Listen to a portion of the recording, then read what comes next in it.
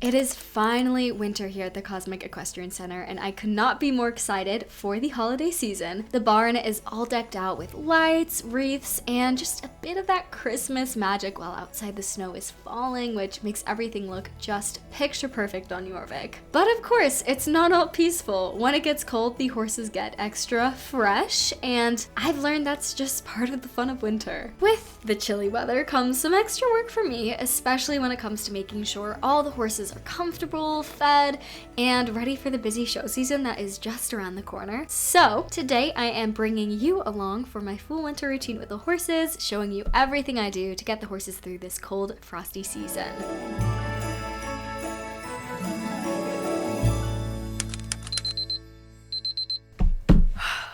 I'm up early around 5:30 a.m. because there is no such thing as sleeping in when you've got horses to look after. I usually get dressed pretty quickly, toss on some layers, and head straight down to the kitchen. Gotta grab that cup of hot cocoa with a little coffee, otherwise I don't think I'd survive the day. It's my one quiet moment before everything gets hectic, and I will take every second of peace I can get.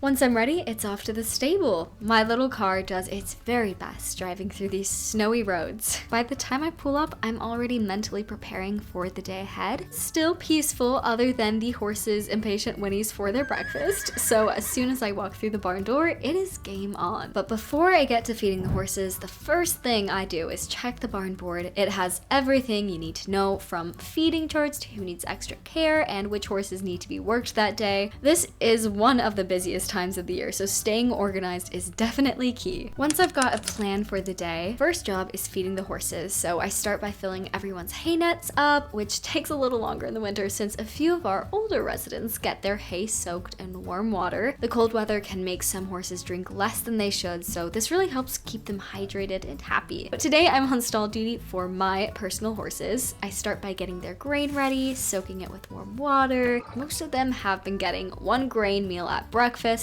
and another at night, which is especially important for my harder keepers who have a difficult time keeping on that weight. First, I give Buggy his breakfast. He's definitely a bit of a character, always manages to get food all over his face. I skip Belle, my spicy Welsh cross, because she is an easy keeper and will gain weight by just looking at grain, I swear. As my hardest keeper, Monty gets the biggest breakfast. Dante's a bit of a diva. He loves his food, so I've been training him with a backup command before I feed him so that he's not overly in my space.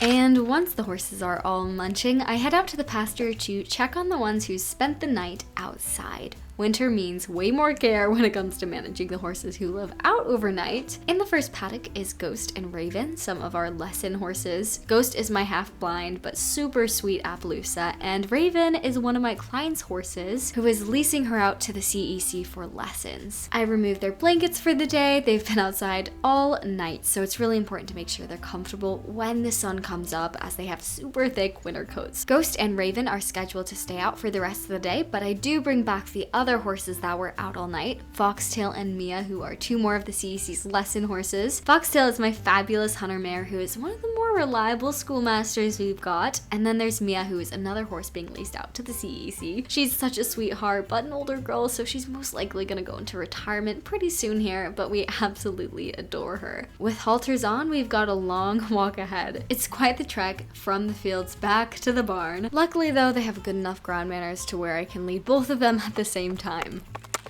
Once I finish up with turn-in, before I continue my to-do list, I cannot resist putting up the last bit of holiday decor. Even though the horses are always knocking it down anyways, I can't help myself. And of course, as soon as I turn around, a boarding horse, Pumpkin, decides to investigate and somehow manages to knock a gnome decoration into his water bucket. So now there's a drowning gnome.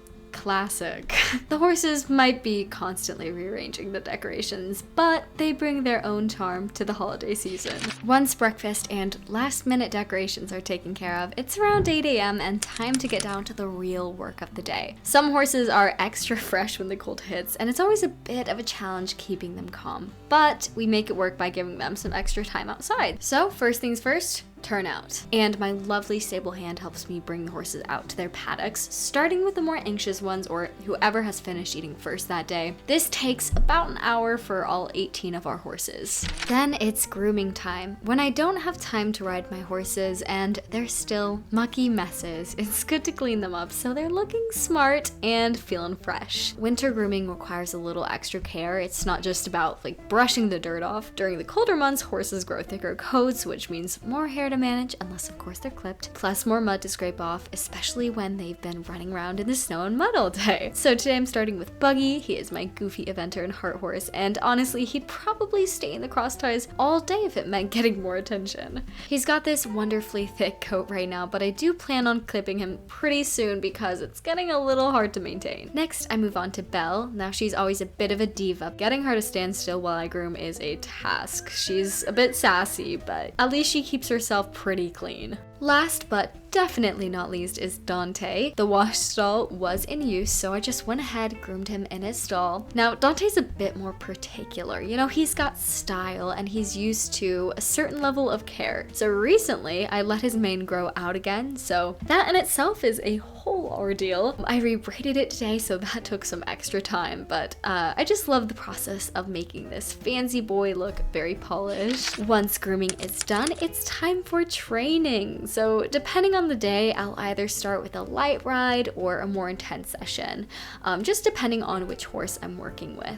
Monty's first up to be ridden today, and once we're ready, we head out to the indoor to do some show jumping, which is the only place I can exercise the horses during this time of the year because the outdoors are a freezy, muddy mess. Monty is my imported self-Rensei gelding and is definitely one of the highest level horses I've got. He's got a super powerful and scopy jump on him, and he makes it look super easy even when the jumps are higher or the questions are tougher. Today, Monty and I are working on some show jumping, just focusing on combinations and technical fences. He loves to jump, and he has such a powerful, athletic way about him. The weather's a bit chillier, obviously, so he's feeling very forward and energetic. After a particularly challenging combination, Monty got a bit bucky on the landing, which caught me super off guard since he's usually so steady. I think the cold weather had him feeling a little extra fresh today. But once we regrouped and came back to it, he handled the line perfectly. Moments like that remind me how much energy these horses can have when the temperature drops. Definitely keeps me on my toes. So after a solid session with Monty, I move on to the newbie of the barn, Mystique. This gorgeous mare is still relatively new to me, but she has already stolen my heart. As some of you know, I recently found her being auctioned up as a trick riding horse because of her past being shown around with a traveling circus. Yep, you heard me right. This mare has got quite the backstory. So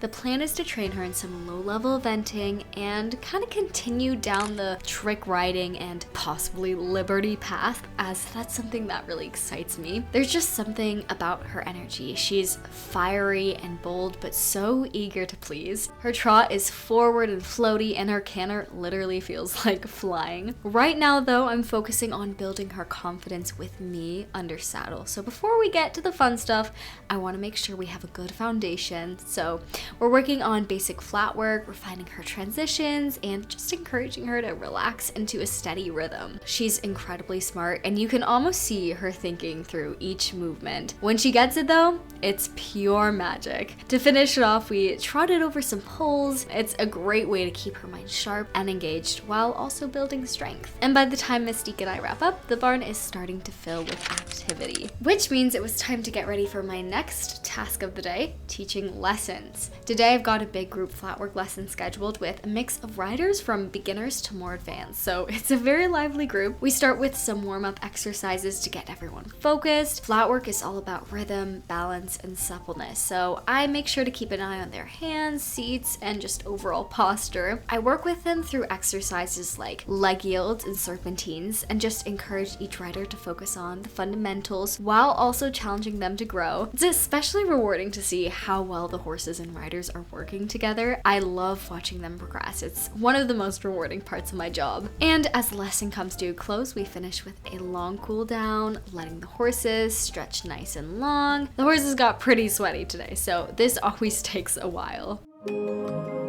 Once the riders are finished, I head over to the lunge arena. Yes, outside in the snow. I know. But for Mia, a client's mare, I like having a nice contained space to work with her in. Mia is a lovely athletic horse with loads of potential in the jumper ring, but she's definitely got a bit of a fiery side. She's a very sensitive soul, can be a little hot-headed, especially on cold days like this when the weather seems to wind everyone up a bit. She is a very green horse, so lunging is a great way to help her channel that energy and focus. She's a super quick learner, but can get a little bit distracted by her surroundings, so I really use these sessions to help her stay engaged and build trust. And by the end of the session, she's much more relaxed and tuned in, moving with a lovely rhythm. Mia's just a joy to work with, and I'm so excited to see her and help her grow into her potential as a jumper. With the sun starting to set and the temperatures dropping, it's just about time to turn in all the horses. So I head out to the paddock to bring everyone in because there's supposed to be a winter storm tonight, so no one is staying out. I want to make sure they're all tucked in and comfortable, so once everyone is in their stalls, I do a round of blanket checks. Each horse gets a quick once over to just ensure their blankets fit snugly, aren't causing any discomfort. And for those that came in without blankets, like Buggy or Dante, I put on their warm quilted rugs. After that, they're all content and ready to settle down for the night. I do one last check on their water buckets, top them up, and make sure they're all set for the evening.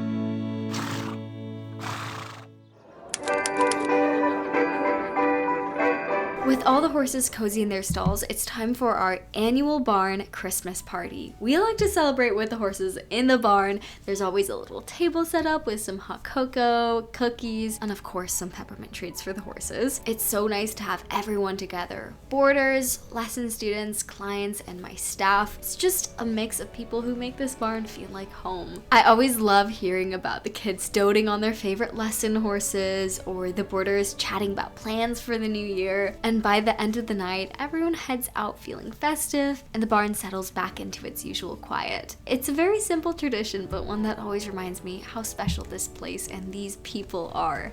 So that is it for today's winter barn routine. I hope you enjoyed this peek into how I care for my horses during the holiday and the cold season. I'll be back soon with more updates on our training and some exciting plans for the new year. Until then, stay warm, keep your horses happy, and as always, thanks for following my journey. Subscribe to be a part of our family, and I will see you guys next time. Bye!